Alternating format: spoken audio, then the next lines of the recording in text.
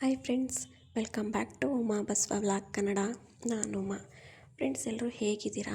ಎಲ್ಲರೂ ಚೆನ್ನಾಗಿದ್ದೀರಾ ಅಂತ ಅಂದ್ಕೊಳ್ತೀನಿ. ಇನ್ನು ಮನೆಗೆ ಸ್ವಲ್ಪ ಸಾಸಸ್ಗಳು ಬೇಕಿತ್ತು, ಅದನ್ನ ತರೋಕ್ಕೆ ಅಂತ ಹೇಳ್ಬಿಟ್ಟು ತರಿಸ್ಕೊಳ್ಳೋಣ ಅಂತ ಹೇಳ್ಬಿಟ್ಟು ಮೊಬೈಲಲ್ಲಿ ಇಟ್ಕೊಂಡು ಕೂತ್ಕೊಂಡೆ. ಬಟ್ ಒಂದೊಂದು ಅಂತ ಹೇಳ್ಬಿಟ್ಟು ಈ ಥರ ಸೊಪ್ಪು ಶುಂಠಿ ಆ ಥರ ಎಲ್ಲನೂ ಕೂಡ ತರಿಸ್ಕೊಂಡ್ಬಿಟ್ಟೆ.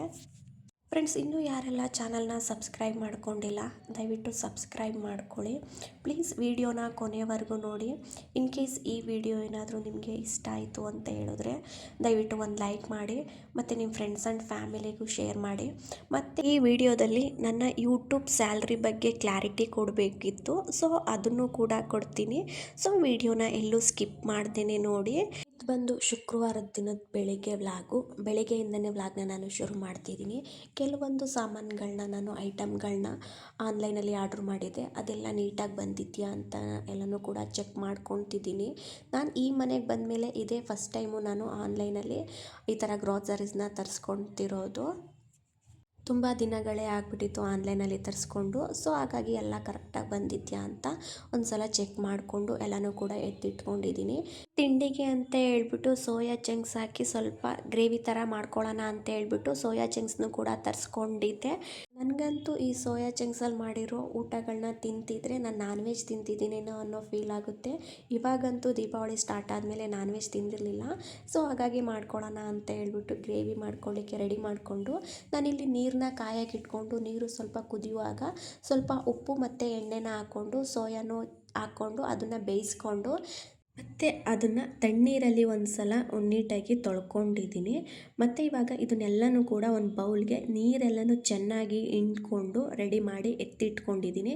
ನಂತರ ಇವಾಗ 1 ಸ್ಪೂನ್ ಆಗುವಷ್ಟು ನಾನಿಲ್ಲಿ ಧನಿಯಾ ಪೌಡ್ರು, ಒಂದು ಅರ್ಧ ಸ್ಪೂನ್ ಆಗುವಷ್ಟು ರೆಡ್ ಚಿಲ್ಲಿ ಪೌಡ್ರು, 1 ಸ್ಪೂನ್ ಆಗುವಷ್ಟು ಚಿಕನ್ ಮಸಾಲ, ಒಂದು ಅರ್ಧ ಸ್ಪೂನ್ ಆಗುವಷ್ಟು ಗರಂ ಮಸಾಲನ ಹಾಕ್ಕೊಂಡು ನಾನಿಲ್ಲಿ ಒಂದು ಅರ್ಧ ನಿಂಬೆ ಹಣ್ಣನ್ನು ಹಾಕ್ಕೊಂಡು ಚೆನ್ನಾಗಿ ಎಲ್ಲನೂ ಮಿಕ್ಸ್ ಮಾಡಿಕೊಂಡು ನಾನಿಲ್ಲಿ ಒಂದು 10 ನಿಮಿಷ ಮ್ಯಾರಿನೇಟ್ ಆಗಲಿ ಅಂತ ಎತ್ತಿಡ್ತೀನಿ. ಇವಾಗ ಇದ್ರ ಕಾಂಬಿನೇಷನ್ ಆಗಿ ಗೀ ರೈಸ್ ಮಾಡ್ಕೊಳ್ಳೋಣ ಅಂತ ಹೇಳ್ಬಿಟ್ಟು ಒಂದು ಕುಕ್ಕರ್ನ ಇಟ್ಕೊಂಡು, ಕುಕ್ಕರ್ ಕಾದಾದಮೇಲೆ ನಾನಿಲ್ಲಿ ಒಂದು 2 ಸ್ಪೂನ್ ಆಗುವಷ್ಟು ತುಪ್ಪನ ಹಾಕ್ಕೊಂಡು ಗೋಡಂಬಿನ ಹಾಕಿ ಮತ್ತು ಸೋಂಕಾಳು, ಚಕ್ಕೆ, ಲವಂಗ ಮತ್ತು ಒಂದು ಏಲಕ್ಕಿನ ಹಾಕ್ಕೊಂಡು ಒಂದು ಸಲ ಮಿಕ್ಸ್ ಮಾಡಿ ಇದಕ್ಕೆ ಶುಂಠಿ ಬೆಳ್ಳುಳ್ಳಿ ಪೇಸ್ಟನ್ನ ಹಾಕ್ಕೊಂಡು ಮತ್ತು ಒಂದು ಮೀಡಿಯಮ್ ಸೈಜ್ ಈರುಳ್ಳಿನ ಹಾಕ್ಕೊಂಡು ಅದು ಸ್ವಲ್ಪ ಹಸಿ ವಾಸನೆ ಹೋದ್ಮೇಲೆ 1-2 ಹಸಿಮೆಣ್ಸಿನ್ಕಾಯಿನೂ ಕೂಡ ಹಾಕ್ಕೊಂಡು ನಂತರ ಇಲ್ಲಿ ನೆನೆಸಿ ಎತ್ತಿಟ್ಕೊಂಡಿರೋ ಅಕ್ಕಿನ ಹಾಕಿ ಮಿಕ್ಸ್ ಮಾಡಿ ನಾನಿಲ್ಲಿ ಒಂದು ಅರ್ಧ ಕಪ್ ಆಗುವಷ್ಟು ನಾನು ಹಾಲನ್ನ ಹಾಕ್ಕೊಂಡಿದ್ದೀನಿ.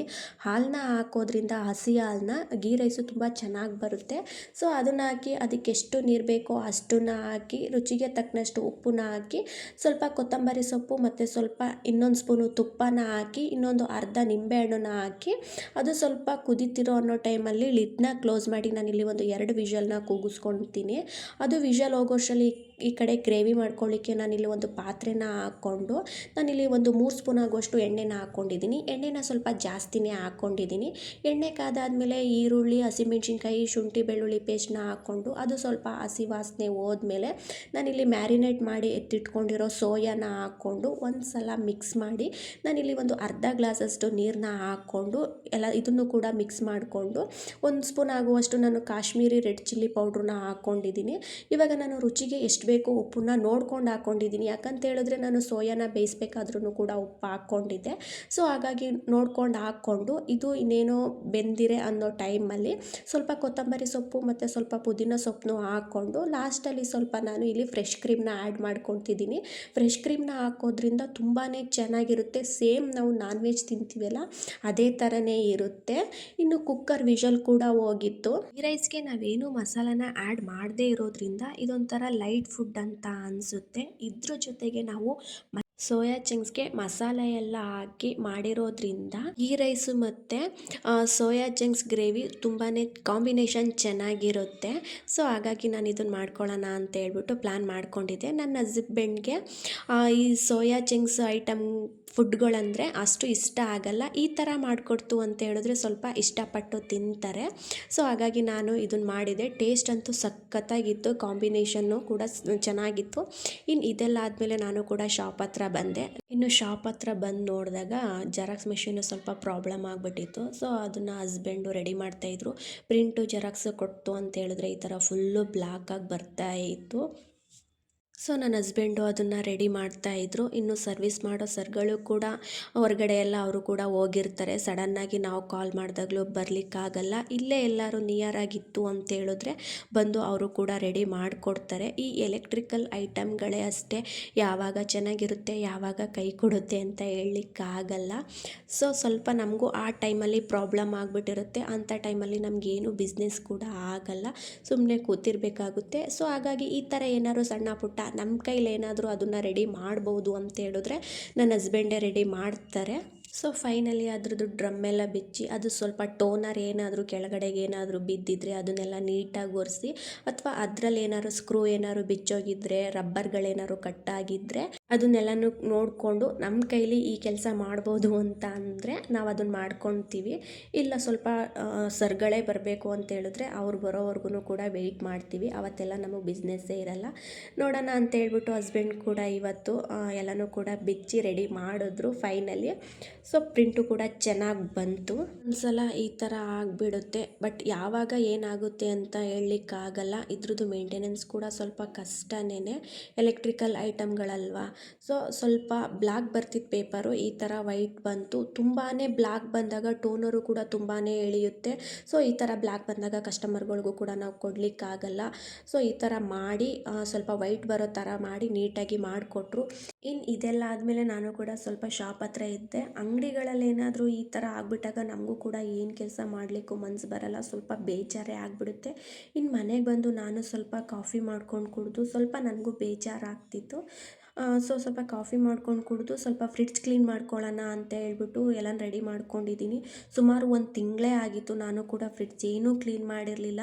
ನಾನು ಈ ಮನೆಗೆ ಬಂದಾಗಿಂದ ಅಲ್ಲಿ ಫ್ರಿಡ್ಜ್ನ ಆಫ್ ಮಾಡಿಬಿಟ್ಟಿದ್ರು. ಸ್ವಲ್ಪ ಗಲೀಜಾಗಿಬಿಟ್ಟಿತ್ತು. ಸ್ವಲ್ಪ ಅಂತಂದರೆ ತುಂಬಾ ಗಲೀಜಾಗಿಬಿಟ್ಟಿತ್ತು, ಸ್ವಲ್ಪ ಅಂತೇನಿಲ್ಲ, ಸ್ವಲ್ಪ ಜಾಸ್ತಿನೇ ಗಲೀಜಾಗಿಬಿಟ್ಟಿತ್ತು. ಇನ್ನು ಫ್ರಿಡ್ಜ್ನ ತರಬೇಕಾದ್ರೂ ಕೂಡ ಅಷ್ಟೇ, ಕೆಲವೊಂದು ಸಾಂಬಾರು ಪೌಡ್ರುಗಳಿತ್ತು. ಸೊ ಅದು ಸ್ವಲ್ಪ ಕೆಳಗಡೆ ಎಲ್ಲ ಬಿದ್ದು ಜಾಸ್ತಿ ಕೊಳೆ ಆಗಿಬಿಟ್ಟಿತ್ತು.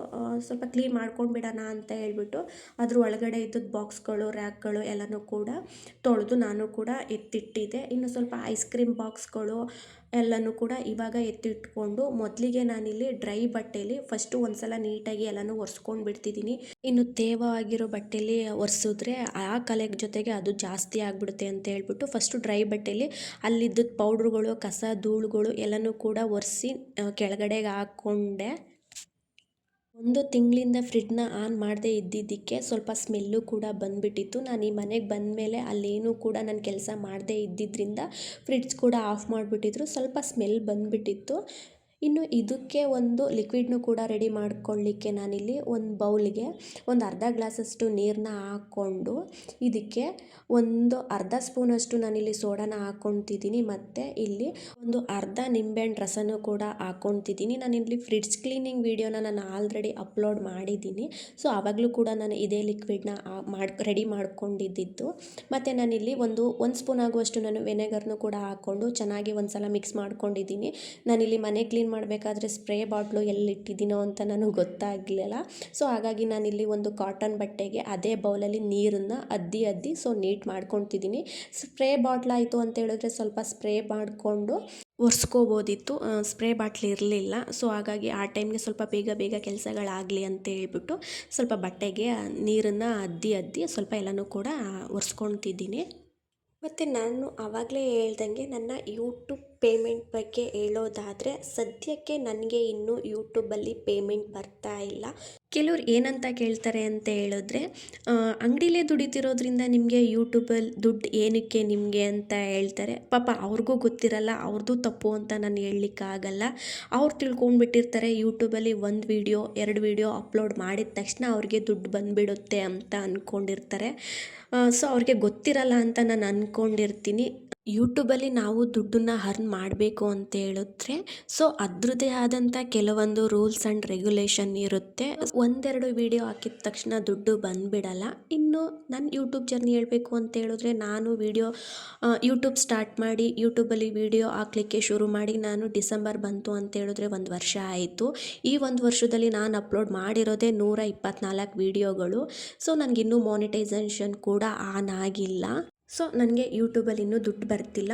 ಬರುತ್ತೆ. ಕೆಲವರು ತುಂಬ ಕಷ್ಟಪಟ್ಟು ಒಳ್ಳೊಳ್ಳೆ ಕಂಟೆಂಟ್ ಕೊಟ್ಟು ವಿಡಿಯೋಸ್ ಮಾಡ್ತಿರೋರಿಗೆ ಅವರ ಶ್ರಮಕ್ಕೆ ತಕ್ಕನಾಗಿ ಪ್ರತಿಫಲ ಅನ್ನೋದು ಸಿಕ್ಕುತ್ತೆ. ರೆಗ್ಯುಲರ್ ಆಗೂ ಕೂಡ ವಿಡಿಯೋ ಹಾಕಬೇಕು. ವಾರದಲ್ಲಿ ಇಲ್ಲ ಅಂದ್ರೂ ಒಂದು 4ರಿಂದ 5 ವಿಡಿಯೋಸ್ನ ಹಾಕಬೇಕು. ಬಟ್ ನಾನು ಹಾಕ್ತಾ ಇಲ್ಲ. ಸೊ ಹಾಗಾಗಿ ನನಗೆ ಯೂಟ್ಯೂಬಲ್ಲಿ ಇದುವರೆಗೂ ದುಡ್ಡು ಬಂದಿಲ್ಲ. ಸೊ ಇವಾಗ ವಿಡಿಯೋ ನೋಡಿದಾಗ ಗೊತ್ತಾಗಿರುತ್ತೆ. ಸೊ ಅವರು ಕೂಡ ನಮ್ಮ ಸಬ್ಸ್ಕ್ರೈಬ್ ಕೂಡ ಮಾಡಿಕೊಂಡು ವಿಡಿಯೋ ನೋಡ್ತಿರ್ತಾರೆ ಅಲ್ವಾ. ಸೊ ಅವ್ರಿಗೆ ಅನಿಸಿರುತ್ತೆ ಈಗ ಒಂದು 100 ವಿಡಿಯೋ ಅಪ್ಲೋಡ್ ಮಾಡಿದ್ದಾರೆ ಅಂತ ಹೇಳಿದ್ರೆ ಸುಮಾರಾಗಿ ದುಡ್ಡು ಬಂದಿರುತ್ತೆ ಅಂತ ಅಂದ್ಕೊಂಡಿರ್ತಾರೆ. ಮೇ ಬಿ ಅವರು ಈ ವಿಡಿಯೋ ನೋಡಿದಾಗ ಸ್ವಲ್ಪ ಗೊತ್ತಾಗಿರುತ್ತೆ ಅಂತ ಅಂದ್ಕೊಳ್ತೀನಿ. ಇನ್ನು ಫ್ರಿಡ್ಜೆಲ್ಲ ಕ್ಲೀನ್ ಮಾಡ್ಕೊಂಡಾಯಿತು. ಸ್ವಲ್ಪ ಸಾಸಸ್ಗಳೆಲ್ಲ ತರಿಸ್ಕೊಂಡಿದ್ದೆ. ನಾನು ಲಾಸ್ಟ್ ಟೈಮ್ ತರಿಸಿದ್ದು ಕೂಡ ಇತ್ತು. ಸುಮಾರು 1 ಮಂತು ನಾನು ಫ್ರಿಡ್ಜು ಆಫ್ ಮಾಡಿಬಿಟ್ಟಿದ್ರಿಂದ ಮತ್ತೆ ಅದನ್ನು ಯೂಸ್ ಮಾಡಲಿಕ್ಕೆ ನನಗೆ ಅಷ್ಟು ಇಷ್ಟ ಆಗಿಲ್ಲ. ಸೊ ಹಾಗಾಗಿ ಸ್ವಲ್ಪ ಹೊಸದಾಗಿ ಎಲ್ಲನೂ ಕೂಡ ತರಿಸ್ಕೊಂಡೆ. ಸ್ವಲ್ಪ ಪಾಸ್ತಾ ಮತ್ತು ಹಕ್ಕ ನೂಡಲ್ಸ್ ಎಲ್ಲ ಬೇಕಿತ್ತು, ಸ್ವಲ್ಪ ಚೀಸ್ ಎಲ್ಲ ಬೇಕಿತ್ತು. ಫ್ರಿಡ್ಜ್ ಇಲ್ಲದೆ ಇದ್ದಿದ್ದರಿಂದ ಸ್ವಲ್ಪ ಸೊಪ್ಪುಗಳು ಏನಾದ್ರು ತರ್ತು ಅಂತ ಹೇಳಿದ್ರೆ ಒಂದು ದಿನಕ್ಕೇ ಎಲ್ಲ ಸ್ವಲ್ಪ ಬಾಡೋ ಥರ ಆಗಿಬಿಡ್ತಿತ್ತು. ಸೊ ಹಾಗಾಗಿ ತರಕಾರಿ ಅಂತ ಏನು ನಾನು ಜಾಸ್ತಿ ಫ್ರಿಡ್ಜಲ್ಲಿ ಸ್ಟೋರ್ ಮಾಡಿ ಇಟ್ಕೊಳ್ಳಲ್ಲ. ಫ್ರಿಡ್ಜಲ್ಲಿ ತುಂಬ ನೆಸೆಸಿಟಿಯಾಗಿ ಇಡಲೇಬೇಕಾದಂಥ ಐಟಮ್ಗಳನ್ನ ಮಾತ್ರ ನಾನು ಇಟ್ಕೊತಿದ್ದೆ. ಈ ಥರ ಕೆಲಸಗಳೇನಿದ್ರು ನನ್ನ ಮಗ ಮಲ್ಕೊಂಡಿದ್ದಾಗ ಮಾತ್ರ ಮಾಡ್ಕೋಬೇಕು. ಸೊ ಅವನು ಸ್ವಲ್ಪ ಮಲಗಿದ್ದ ಅಂತ ಹೇಳ್ಬಿಟ್ಟು ರೆಡಿ ಮಾಡ್ಕೊತಿದ್ದೆ. ಅವನು ಸ್ವಲ್ಪ ಎದ್ದ. ಇನ್ನು ಮಷಿನ್ ಪ್ರಾಬ್ಲಮ್ ಆಗಿದ್ದರಿಂದ ನಮಗಂತೂ ಏನು ಕೆಲಸ ಮಾಡಲಿಕ್ಕೂ ಮನಸ್ಸಾಗಿರಲಿಲ್ಲ. ಯಾವ ಥರ ಅಂತ ಹೇಳಿದ್ರೆ ಫ್ರಿಡ್ಜೆಲ್ಲ ಕ್ಲೀನ್ ಮಾಡಾದಮೇಲೆ ಎಲ್ಲನೂ ಜೋಡಿಸ್ಕೊಳ್ಬೇಕಾಗಿದ್ರೆ ಫ್ರಿಡ್ಜ್ಗೆ ಹಾಕೋ ಮ್ಯಾಟ್ಗಳನ್ನೇ ಹಾಕ್ಕೊಂಡಿರಲಿಲ್ಲ. ಹಾಗೆ ಎಲ್ಲನೂ ಕೂಡ ಜೋಡಿಸ್ಕೊತಿದ್ದೆ. ಏನೋ ಮಿಸ್ ಆಗಿದೆ ಅಂತ ನೋಡ್ತಿದ್ರೆ ಫ್ರಿಡ್ಜ್ ಕವರ್ಗಳು ಮ್ಯಾಟ್ಗಳು ಏನೂ ಕೂಡ ಹಾಕಿರಲಿಲ್ಲ. ಸೊ ಅದನ್ನು ಕೂಡ ಹಾಕ್ಕೊಂಡೆ. ಇನ್ನು ನನ್ನ ಮಗ ಅಂತೂ ಇರೋ ಬರೋ ಪಾತ್ರೆ ಎಲ್ಲನೂ ತೆಗೆದು ಕೆಳಗಡೆಗೆ ಹಾಕ್ತಾ ಇರ್ತಾನೆ.